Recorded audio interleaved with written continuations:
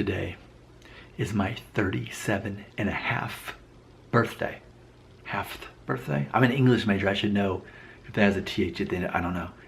People don't typically talk about half birthdays. As of today, I am 37 and a half. That's a fact. So that means moving forward, when I talk about my age all the time, I'll be saying, and for a 37 and a half year old guy, right, that's what I'm going to be doing. Officially, on the record, 37 and a half. The reason I make this video, because some people watching this video have never even heard of me or my channel. They just want to basically get a preview of what they might look like if they're lucky when they're 37 and a half in regards to hair loss. So what I'm going to do is I'm going to take a little turn around here. I'm going to let you look at my hair and give you a decent idea of what you might end up looking like when it comes to hair when you're 37 and a half. Now consider, no, I haven't had a hair transplant. I don't do alopecia, any of that. Okay? This is what my hair is like. And I want to point out that I've basically always had a receding hairline. I mean, to some degree, depending on how you define it. But looking back at pictures of me at 17, my temples were already starting to recede. And then by the time I was 20, 21, I started noticing the corners start to go up and have that V. And then, so it goes back this far to kind of give you an idea. And I know that the back's kind of got a little bit of a thinning area back there. And just in general, the top's a bit thinner, but the hair's long enough. It's about 2.5, 3 inches on top to where it just kind of lays over itself and takes care of really showing much of the thinning or even the receding. So ultimately, it's not a big deal. But what's interesting is when you are young and you see the first signs of a receding hairline, it's easy to freak out and think, oh man, I'm going to be bald by the time I'm 22. That wasn't the case for me. For some guys, it is true. For me, I still have this much hair. So I guess there's a glimpse of possibly what could happen. You might just have a little bit of receding going on and then it stops. Or for me, it just continues to go each year just a little bit and thin out more a little bit. I don't know, maybe when I'm 50, then it'll become that much more noticeable if I keep it this length. We'll see. I'm not worried about it.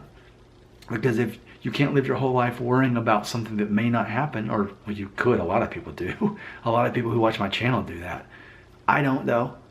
I accept the worst could happen.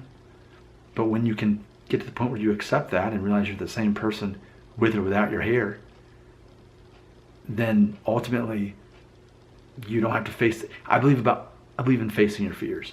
But yeah, I'm 37. I haven't used any kind of drugs or hair transplant or anything, and I've been receding at this point definitely more than half my life because I noticed it, let's say 17 years old. Well, you double that, that's going to be already beyond my age, literally for more than half of my life. I'm 37 and a half. Even if it only started when I was 18, that'd mean that double would be 36. Like more than half my life, I've been, in theory, losing my hair. My hairline's been changing, and I've still got this much. So there's just a little bit of hope for some of you.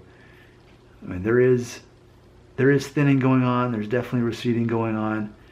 It's just a matter of me having the right hairstyle. I think a lot of men in their 30s and 40s that have some recession and thinning going on just have a longer hairstyle. It's not necessarily a comb over. It just kind of downplays what's going on. It's not that I'm really hiding anything, but it's a matter of if I don't have the right hairstyle, then it's just going to accentuate the flaws. Why would you make a decision that's going to accentuate that unless I was going to actually just shave it all off, which I did earlier this year, and that's a good choice too. But when you have this much recession, you have to know there's certain hairstyles and lengths that are going to be better for it, and just downplay it, and that's fine. So yes, I'm a 37 and a half year old guy who's been having basically a changing hairline since noticeably when I was like 17. I mean, noticeable to me looking back in pictures, not noticeable to everybody else. So that's the thing. You don't know when the hair loss is going to stop. And maybe it could start when you're 20, happen for a year, not be too bad, and then you're good, you're fine until now you're in your 50s. Like, oh, okay, well, I guess I get to live my whole life with a full head of hair.